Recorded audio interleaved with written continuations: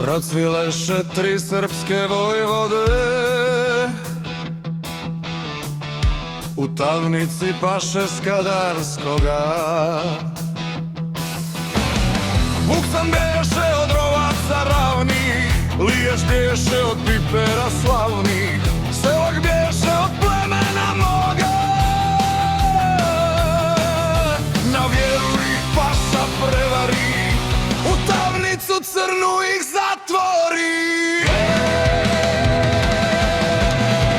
Oj tamnice, prokleta ti vrata, mnoge si glave junačke uzela, al ne gine ko srce ima, sloboda se krvlju otima.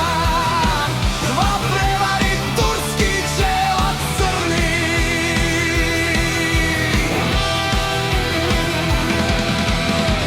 liješ pade Selak k vramu dade, al Vuksan se Turkom ne dade.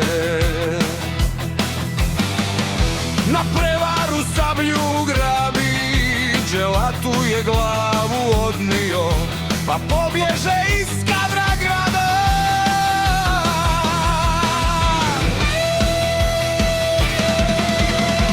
Oj tamnice, prokleta ti vrata, mnoge si glave junačke uzela, al ne gine ko srce ima, sloboda se krvlju otima. Dva prevari turski čelac crni.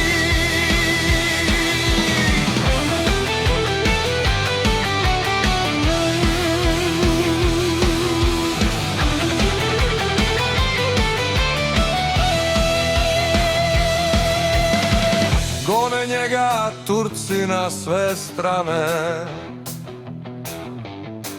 preko mosta Studene Bojane.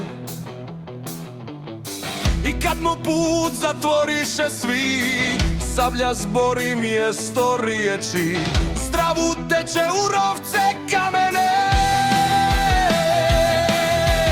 Vesela mu majka i družina,